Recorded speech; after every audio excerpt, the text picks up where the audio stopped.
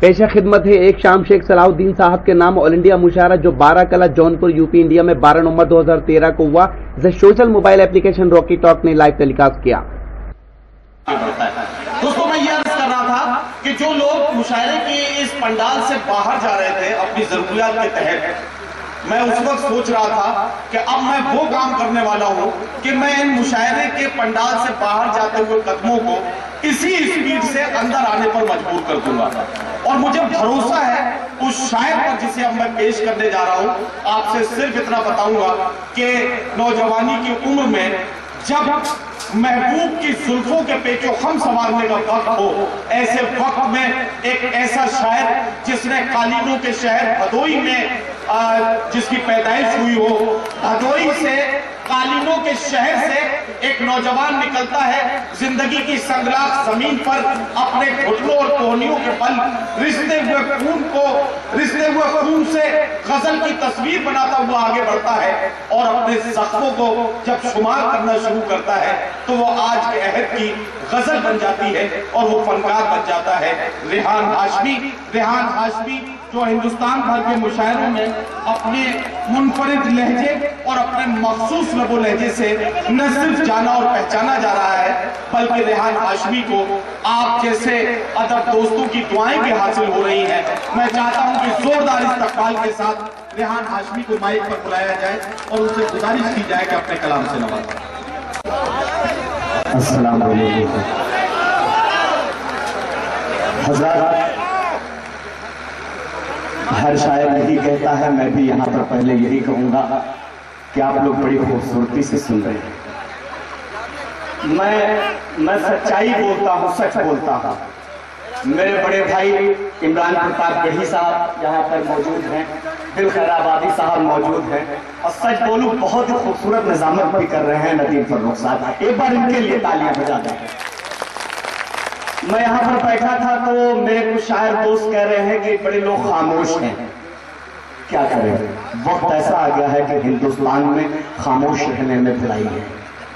मैं 4 मिसरे पढ़ता हूं दोस्तों, और हमारे बाएं जानिब, हमारे दाहिने जानिब जो लोग बैठे हुए हैं और मेरे सामने जो लोग बैठे हुए हैं, आप मुझे बताइएगा, क्योंकि आपके दर्द को मैं अपनी जुबान देने की कोशिश कर रहा हूं।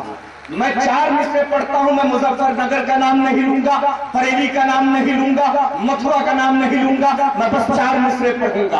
अर्ज क्या है कि जब जब भी वार कौम पे शैतान करेगा।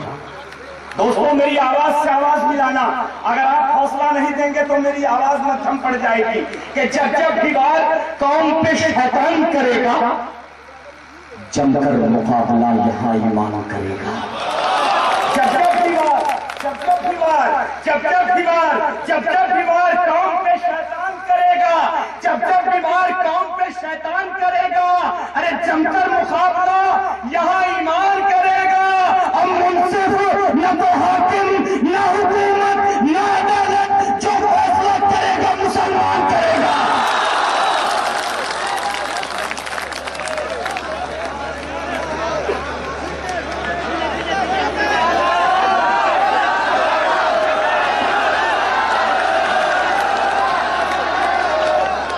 बहुत बहुत शुक्रिया दोस्तों, बहुत बहुत शुक्रिया।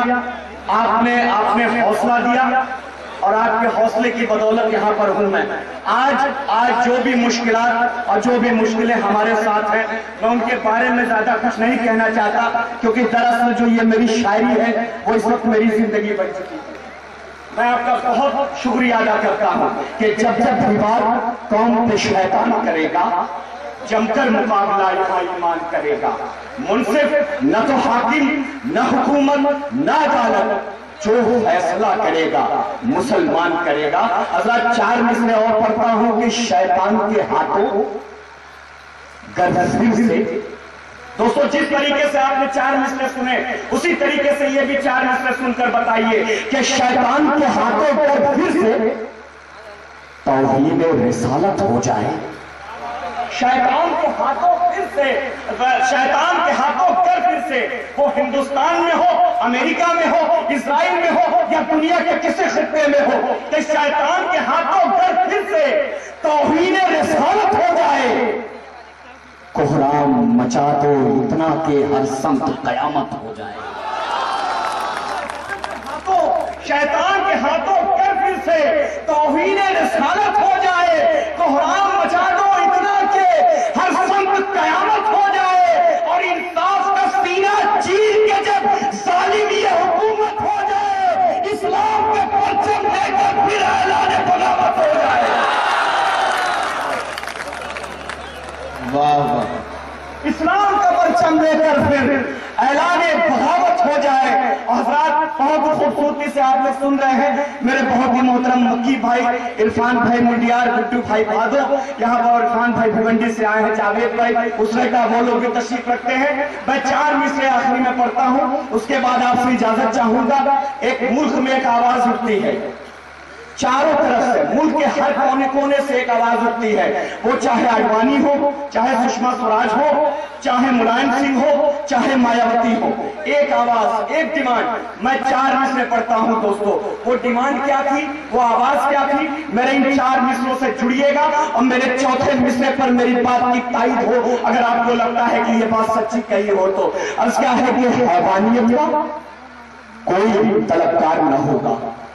हैवानियत का टाइप से भी मैं गुजारिश करूंगा मेरा साथ दे कि हैवानियत का कोई तलबकार ना होगा, जालिम का यहाँ कोई तरफदार ना होगा।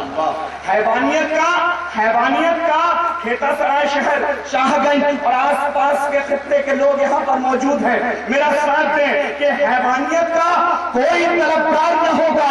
हैवानियत का कोई तलबकार न होगा। हैवानियत का कोई तलबकार न होगा।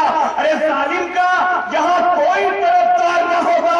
और हिंदुस्तान में बड़े हौसले से पढ़ रहा हूँ कि जालिम का यहाँ कोई तलबकार न होगा। अरे इस्लाम का बस एक ही कानून लगा दो, भारत में कभी कोई बलात्कार न होगा।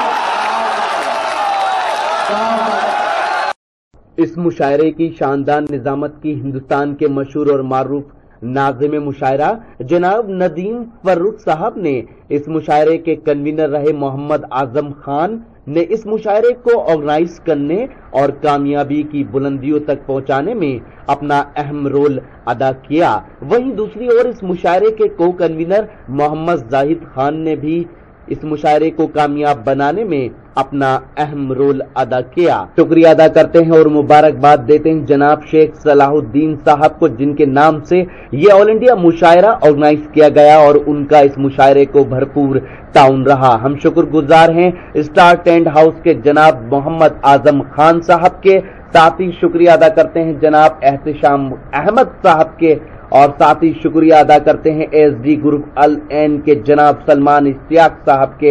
इन सब की सपोर्ट इस मुशायरे को मिली। शुक्रिया अदा करते हैं जनाब जावेद आलम साहब का और साथ ही शुक्रगुजार हैं जनाब अनवर भाई के, जिनकी दावत पर हम जौनपुर पहुंचे और ये शानदार ऑल इंडिया मुशायरा Rocky Talk social mobile application पर लाइव टेलीकास्ट किया। ये जो आपने देखा ये मुशायरे का एक वीडियो है। अगर आपको पूरा मुशायरा ये सुनना है तो हमारी वेबसाइट www.rockytalkmedia.com पर लॉगिन कर सकते हैं। जी हां, Rocky Talk social mobile application अपने मोबाइल में डाउनलोड कीजिए और लाइव मुशायरे देखिए और उसके बाद पूरा मुशायरा आप हमारी वेबसाइट www.rockytalkmedia.com पर देख सकते हैं। आप हमसे बात भी कर सकते हैं। हमारा मोबाइल नंबर है 9997640286 और अगर आप मेल के थ्रू अपनी कोई राय देना चाहते हैं तो हमारी मेल आईडी है rockytalkmedia@gmail.com। तो फिर किसी शहर से किसी और मुशायरे को आप तक पहुंचाएंगे। Bye bye.